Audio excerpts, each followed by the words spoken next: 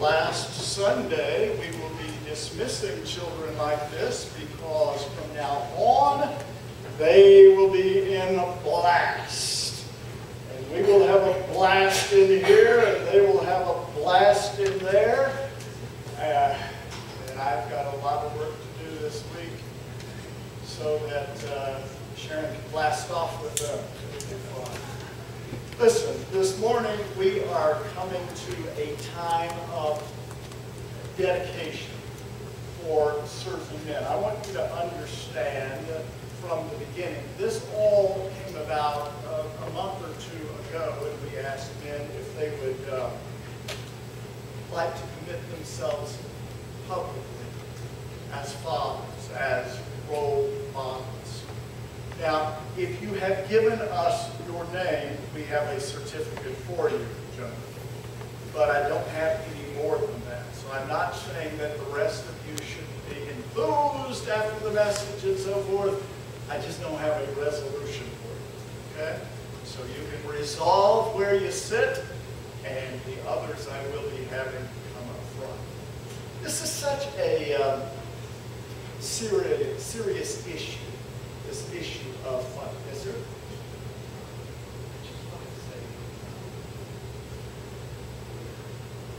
Talking about fathers. Last night, my mom,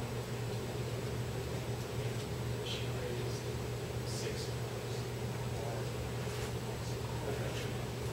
So, I just wanted, in the same respect that we give fathers to she was the most mom. Is she okay? Let's pray for her. What's her name? Let's pray for Ellen right now. Father, I pray for Ellen. I don't know what her condition is physically. Spiritually, she knows you. She loves you. I pray, Father, that you give the doctors wisdom in helping her right now. Father, we are honored with the moms who have given their all for you, who have led their children in a way that would honor you. And I pray, Father, that she might pray and be well soon. Let's take care of her right now. We pray in Jesus' name. Thank you, God. I want to get off on this subject. It's maybe a little unfair to show a little video like this to you right now, because maybe it won't grab your heart as it did mine. But any father, any grandfather, any mother would hate to have a child stand at the end of life and respond this way.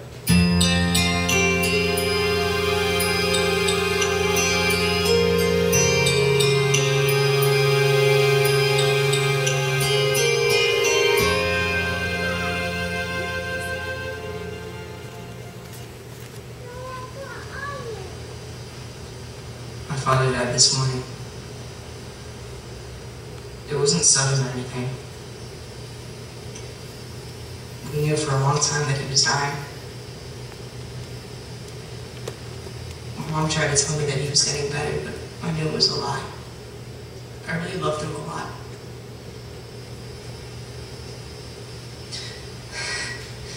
But he really loved me a lot too. He just didn't know how to show it. Betty really loved me a lot too.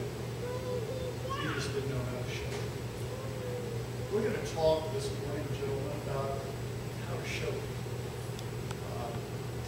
How to be there for our kids. I raised 3 daughters. I am so proud of them. I wish they were here this morning. Our families are, even though we're all very close, we have to very carefully schedule our time together. But I'm so thankful for my girls and the way they love me and love the Lord.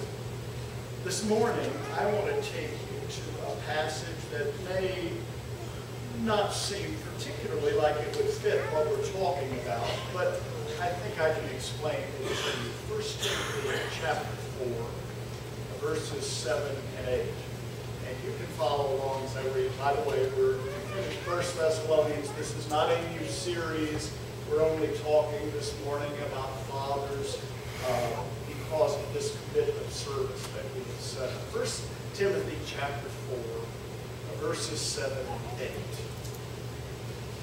Ladies, I did not write this first verse, the Apostle Paul did, just to remind you. Have nothing to do with worldly fables fit only for old women. Again, those are inspired words. I didn't write them. On the other hand, discipline yourself for the purpose of godliness. For bodily discipline is only of little profit, but godliness is profitable for all things, since it holds promise for the present life and also for the life to come. Physical, spiritual. Physical strength, spiritual strength. There's a big contrast here in this passage about strength. I know the feminazis will not agree, but men are stronger than women, at least on the basic scientific physical level. We're not talking stronger brain, we're not talking stronger pain tolerance, we're just talking physical strength, basically. Scientifically, they have said about 1.5 to 2 times stronger. Why is that? Well, first of all, it is because men tend to have a larger bone structure. I suppose genetically, maybe there are some men who are not born with the kind of bone structure that most men have, but when you have a larger bone structure for muscles to attach to, if you remember when we studied it in science, you know, about the fulcrum and all of it, well, longer bone, thicker bone makes for heavier work situations. That way men tend to be stronger. Not only for the larger bone structure, but also because of larger muscle mass. It's just in our genetics. It doesn't mean that every man has that, but it is genetically, generally stronger than a woman. All of this comes about because of a little hormone that starts flowing through our bodies when we are still in our mother's womb. It's the male hormone testosterone. And, you know, honestly, we men look at you women sometimes and we kind of make fun of you about the way you give into your hormones. You know, we say, honey, don't worry about it. Don't cry over this. Just be cheerful. I am cheerful. You know, and we kind of make fun. Listen, if we're going to talk about somebody giving into their hormones, men have the same problem. Man, we got testosterone spill on aisle 11, and it's all sorts of problems. See, we forget, as the males of the species, how our hormones affect us. Bill Cosby, in his book Fatherhood, mentions this. He says it's that hormone explosion that makes a man feel like the fact that he has caused his wife to balloon to the size of the Goodyear blimp, something done every day by otters and apes, is of Olympic gold medal importance and reason for high fives all around. Well, actually it is. I was thrilled knowing that I was going to have a child. Of course, it was my 3rd year of seminary, and I said to my wife, how did this happen? You know, you're not supposed to have children your 3rd year of seminary. But the problem is the male hormone, which even animals have, can really be disruptive and cause us all sorts of problems too. It is a scary sight to behold. Sharon and I were watching the Discovery Channel's series, The Frozen North. Let me show you a couple of males with a testosterone problem.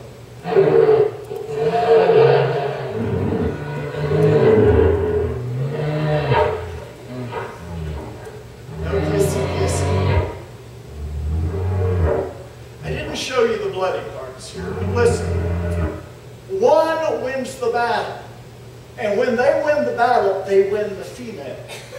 So one wins the battle, fathers an offspring, and then departs the sea, satisfied that his job has been done. I would suggest to you that even though those are animals, that is so often characteristic of male human beings. We're not animals.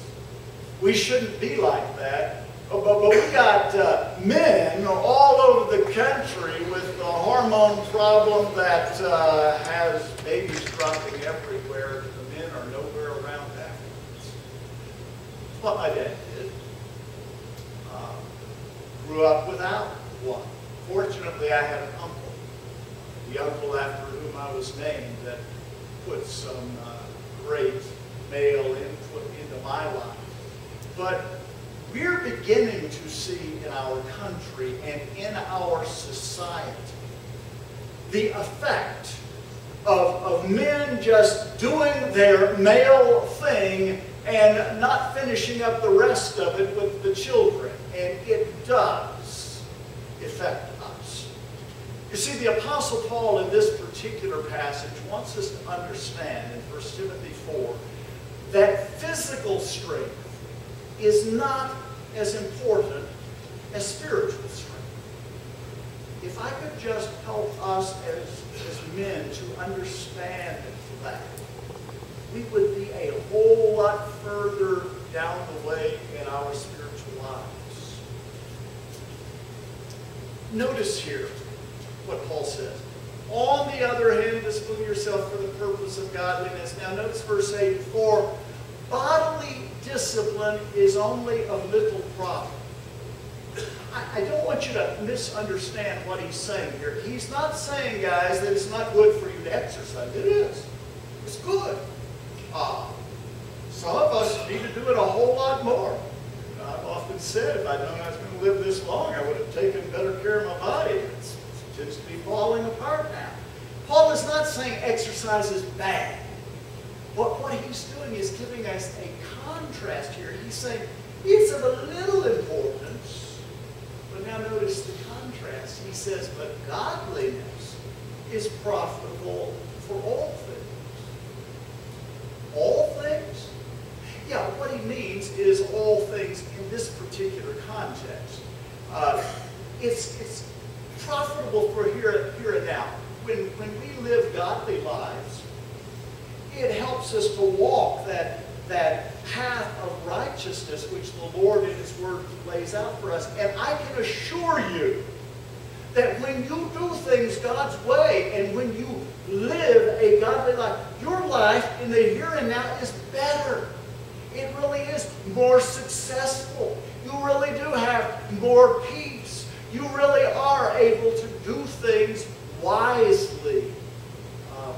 It's good for the here and now, but it is also good for the hereafter.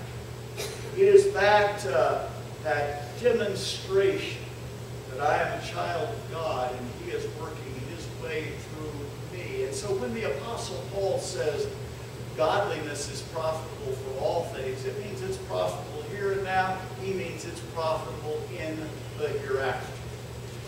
You know, some of us, like Samson, with this whole strength thing in mind, some males are using their strength to pull down the pillars rather than to build them up.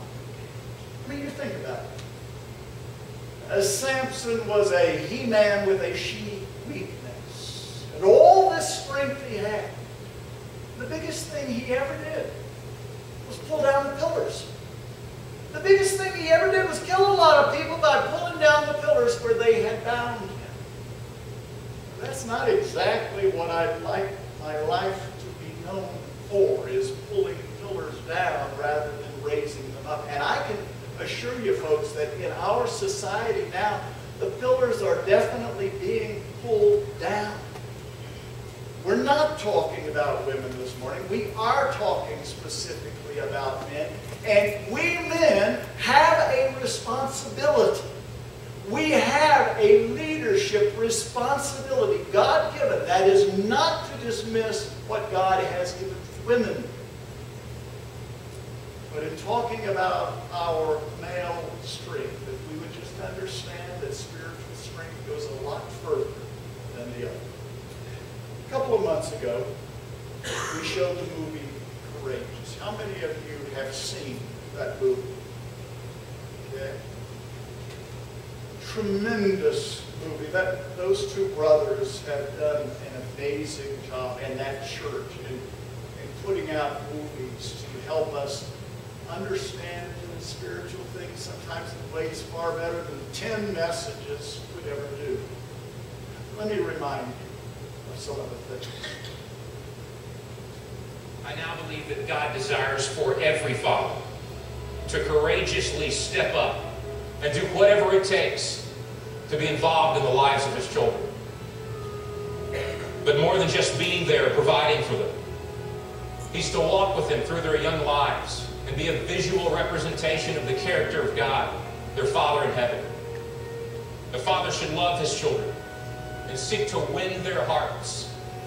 He should protect them, discipline them, and teach them about God. He should model how to walk with integrity and treat others with respect. He should call out his children to become responsible men and women who live their lives for what matters in eternity. Some men will hear this and mock it or ignore it.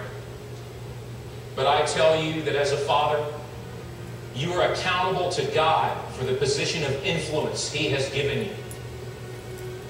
You can't fall asleep at the wheel, only to wake up one day and realize that your job or your hobbies have no eternal value, but the souls of your children do. Some men will hear this and agree with it, but have no resolve to live it out. Instead, they will live for themselves and waste the opportunity to leave a godly legacy for the next generation. But there are some men who, regardless of the mistakes we've made in the past, regardless of what our fathers did not do for us, will give the strength of our arms and the rest of our days to loving God with all that we are, and to teach our children to do the same. And whenever possible, to love and mentor others who have no father in their lives, but who desperately need help and direction. And we are inviting any man whose heart is willing and courageous to join us in this resolution. In my home, the decision has already been made. You don't have to ask who will guide my family, because by God's grace, I will. You don't have to ask who will teach my son to follow Christ, because I will. Who will accept the responsibility of providing and protecting my family? I will. Who will ask God to break the chain of destructive patterns in my family's history? I will. Who will pray for and bless my children to boldly pursue whatever God calls them to do? I am their father. I will. I accept this responsibility, and it is my privilege to embrace it. I want the favor of God and his blessing on my home. Any good man does. So where are you, men of courage? Where are you, fathers who fear the Lord? It's time to rise up and answer the call that God has given to you, and to say, I will. I will. I will. It is time. We've had some men who have done that. 18 in both of our services today. Not that we don't have other men in the church who have already made that commitment. We do. But because of this focus, this reminder, we had some who said, I will declare that publicly. I will be part of a service to say, I'll be that kind of man. Not to admit that as men we don't have problems and we don't fall on our faces sometimes, but before God I will do my best to be that kind of man. You do not have to be a father, really, to understand the importance of being a spiritual leader in a family. What has surprised me in both of our groups, is that we have some men who are standing up to commit themselves, and they are not fathers of young children. Their children are grown, and they are fathers. But no, they see their spiritual commitment going on as grandfathers and as spiritual leaders within a church to make an effect on other young men and women. We have some who are just uncles, cousins, friends. I have some young men in my life who were not raised by me, but I'm still involved in trying to bring them up in the nurture and admonition of the Lord. So I'm proud of those men this morning who are going to do the same. I want you to meet a couple of men. The first man is Mordecai. You may know his name. You may not know all of the story. Esther is not one of the most familiar. In fact, I would tell you, as your homework assignment, go home and read this little tiny book of the Bible. You will notice some things about it. God is never mentioned in the book, and yet God is apparently at work. This was a time when God's people were away from him, and yet God was still taking care of them. Esther chapter 2, verse 5. Says, now there was at the citadel in Susa a Jew whose name was Mordecai, the son of Jair, the son of Shaman, the son of Kish, a Benjamite, who had been taken into exile from Jerusalem with the captives who had been exiled with Jeconiah, king of Judah, whom Nebuchadnezzar, the king of Babylon, had exiled. He was bringing up Hadassah. That's her real name. Esther was her Gentile name. Her Jewish name was Hadassah. And he was bringing up Esther, his uncle's daughter, for she had no father or mother. Now the young lady was beautiful of form and face, and when her father and her mother died, Mordecai took her as his own daughter. There is within the Jewish community the understanding that family is family.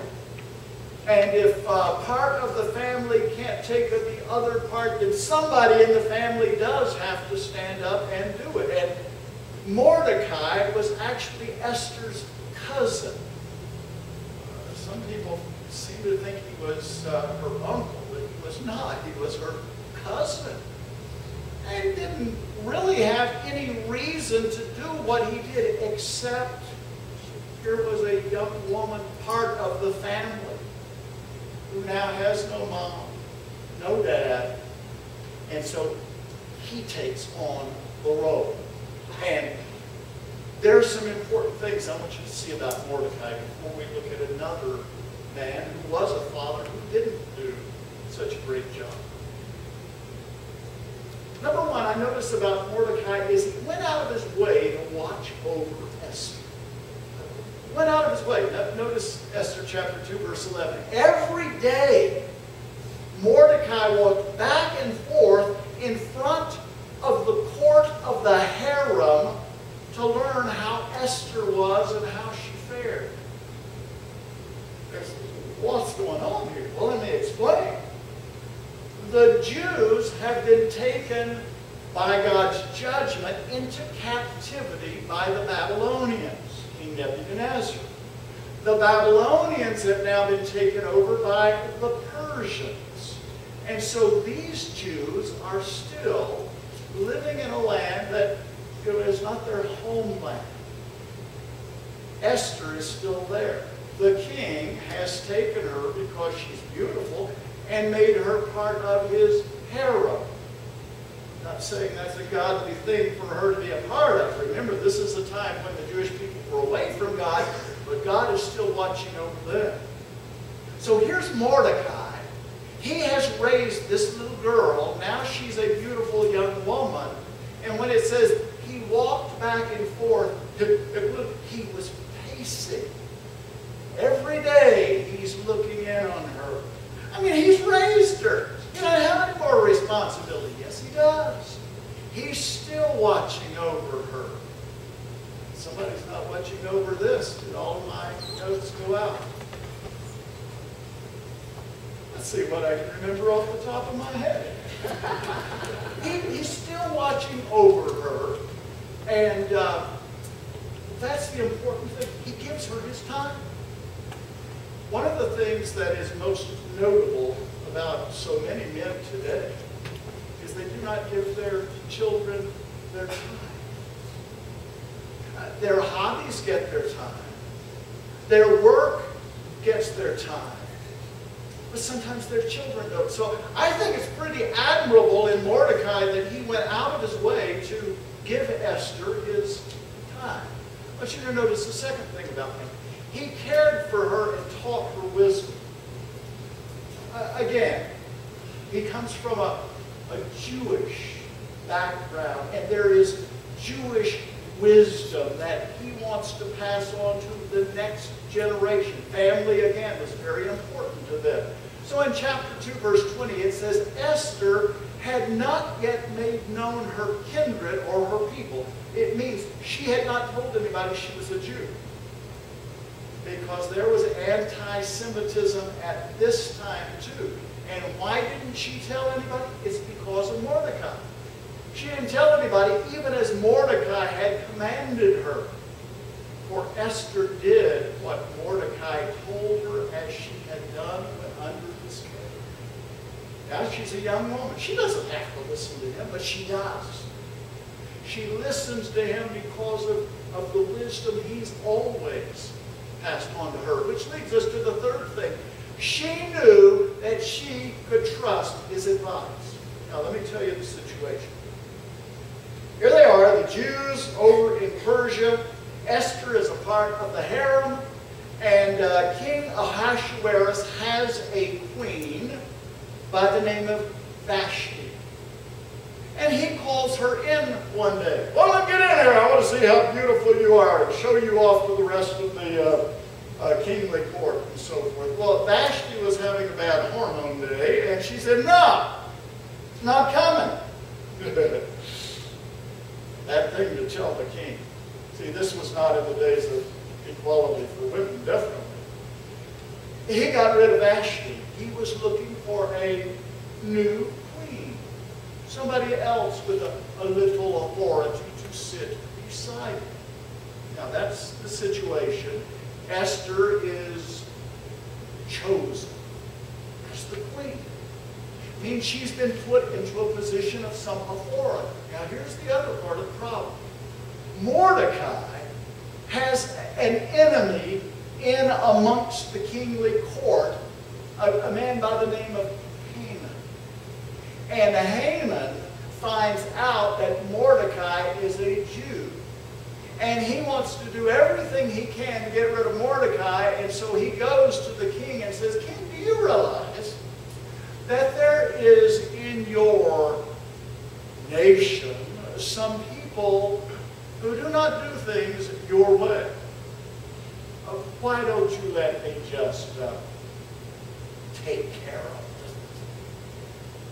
He would have been, I think, the first Hitler. That's his plan. Well, what do? You're the queen. Should you say anything? Should you not?